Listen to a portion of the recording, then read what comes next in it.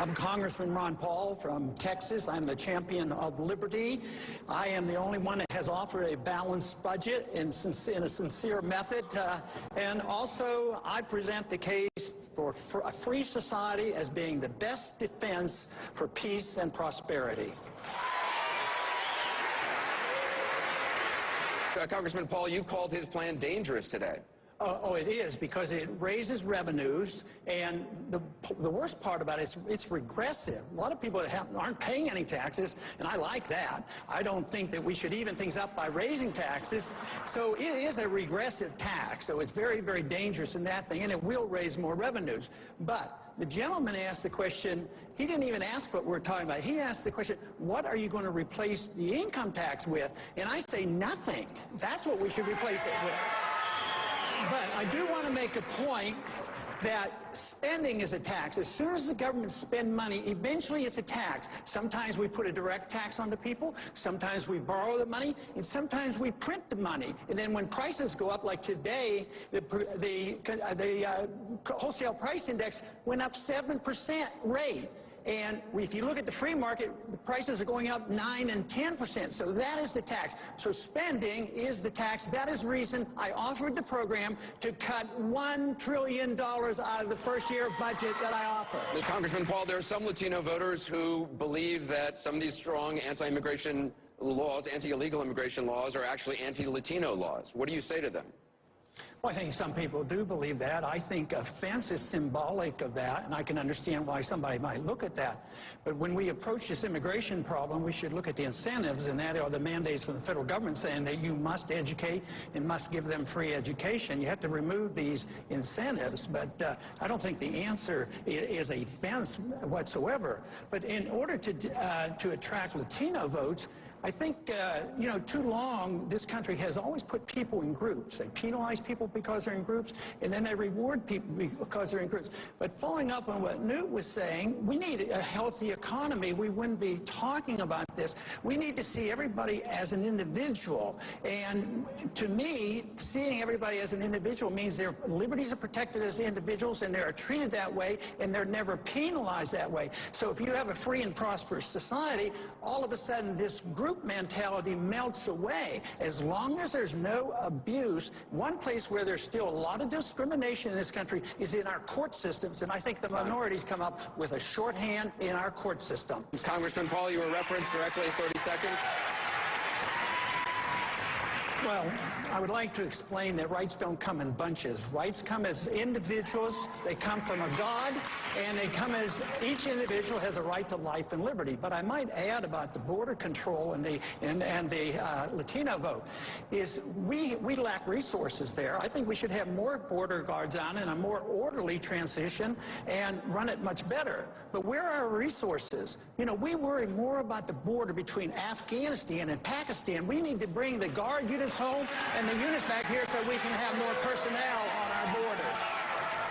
My question for you is, do you support opening the National Nuclear Repository at Yucca Mountain?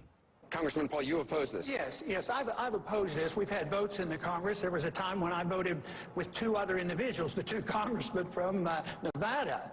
And I approach it from a states' rights position. What right does 49 states have to punish one state and say, we're going to put our garbage in your state? I think that's wrong.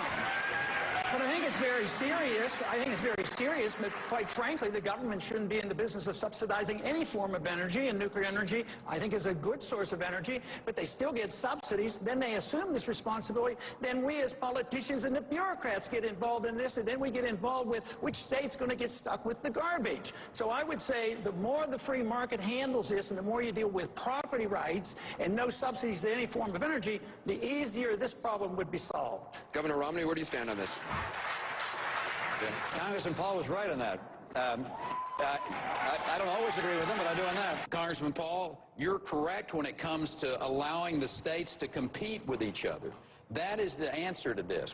Congressman Paul, you've been critical of Governor Romney for holding fundraisers with Wall Streeters. Do you think he understands what the protest is about? Do you understand? Well, I think Mr. Kane has blamed the victims. There's a lot of people that are victims of this business cycle.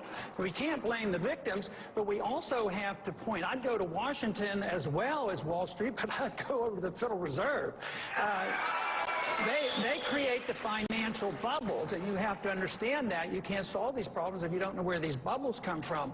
But then when the bailout came, and supported by both parties, you have to realize, 2008, Republicans were still in charge, so the bailouts came from both parties. Guess who they bailed out? The big corporations, the people who were ripping off the people in the derivatives market, and they said, oh, the world's going to come to an end unless we bail out all the banks. So the banks were involved, and the Federal Reserve was involved, but who got stuck? The middle class got stuck. They got stuck. They lost their jobs, and they lost their houses. If you had to give money out, you should have given it to the people who were losing their mortgages, not to the banks. Mr. Kane, do you want to respond? He referenced you, so if you want to respond, you have 30 seconds. All I want to say is that Representative Paul is partly right, but he's mixing problems here. It's more than one problem. Look, the people, the bank, yes, the banks, and the businesses on Wall Street, yes. The way that was administered was not right. Yes, the argument is the program was okay, but it was mismanaged. But I work on the assumption that government's not very capable of managing almost anything, so you shouldn't put that much trust into government. You have to trust the marketplace, and when the government gets involved, they have to deal with fraud. And how many people have gone to jail, either in the government, Fannie Mae or Freddie Mac, that participated in this, and nobody suffers the consequences? All these investigations, and yet the people who lose their jobs and lose their houses, it's their fault. That's why they're on Wall Street, and we can't blame them. We have to blame the business cycle and the economic policies that led to this disaster. Congressman Paul, you've just proposed eliminating the Departments of Commerce, Education, Energy, Interior, Housing, and Urban Development. You say it'll save $1 trillion in 1 year. You're proposing a 15% cut to the Defense Department. Can you guarantee national security will not be hurt by that? I think it would be enhanced. I don't want to cut any defense. And you have to get it straight. There's a lot of money spent in the military budget that doesn't do any good for our defense. How does it help us to keep troops in Korea all these years? We're broke. We have to borrow this money. Why are we in Japan? Why do we subsidize Germany? And they subsidize their socialized system over there because we pay for it. We're broke. And this whole thing that this can't be on the table, I'll tell you what, this debt bubble is the thing you better really worry about, because it's imploding on us right now. It's worldwide. We are no more removed from this than the man in the moon. It's going to get much worse.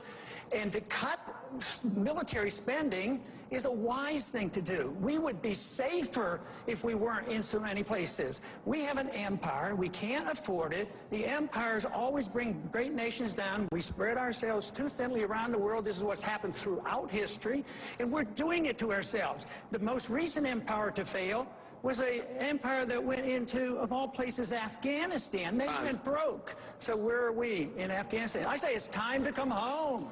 Time. I think we're on economic suicide if we're not even willing to look at some of these overseas expenditures, 150 bases, 900 bases, 150 different countries. We have enough weapons to blow up the world about 20, 25 times. We have more weapons than all the other countries put together, essentially. And we want to spend more and more, and you can't cut a penny? I mean, this is why we're at an impasse. I want to hear somebody up here willing to cut something real. This budget is in bad shape, and the financial calamity is going to be much worse than anybody ever invading this country. Which country? Are they going to invade this country? They can't even shoot a missile. We have a question in the hall that gets to your question. The question in the hall on foreign aid. Yes, ma'am. The American people are suffering in our country right now. Why do we continue to send foreign aid to other countries when we need all the help we can get for ourselves? Congressman Paul. On foreign aid, that should be the easiest thing to cut. It's not authorized in the Constitution that we can take money from you and give it to particular countries around the world. To me, foreign aid is taking money from poor people in this country and giving it to rich people in poor countries, and it becomes weapons of war, essentially. No matter how well motivated it is. Congressman Paul, would you cut aid to Israel? I would cut all foreign aid. I would treat everybody equally and fairly. And I don't think aid to Israel actually helps them. I think it teaches them to be dependent. We're on a bankruptcy course, and look at what's the result of all that foreign aid we gave to Egypt.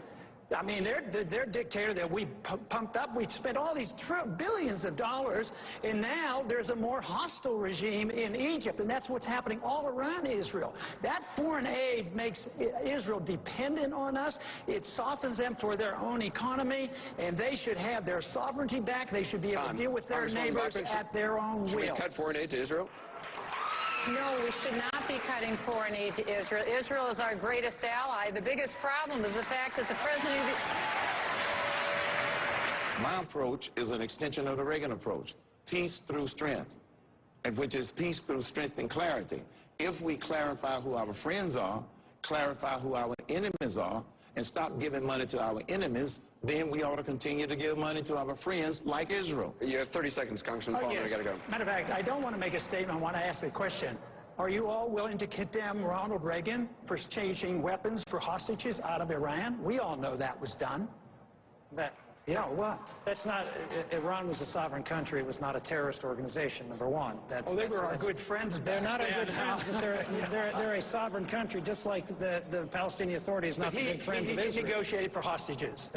There's a role. We negotiated with hostages with the Soviet Union. Now, we've negotiated with hostages, depending on the scale, but there's a difference between releasing terrorists from Guantanamo Bay in response to a terrorist demand. They're all suspect. They're not terrorists. You haven't convicted them of anything. Then negotiating with other countries where we may have an interest, and that is certainly a proper role for the United States. We got to take a quick break. I want to thank all the candidates, the GOP candidates tonight. You didn't get a chance to answer that.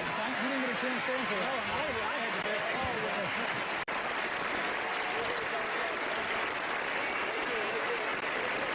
Thank all the candidates for a spirited debate on the stage. We also want to thank our co-sponsors, the Western Republican Leadership Conference.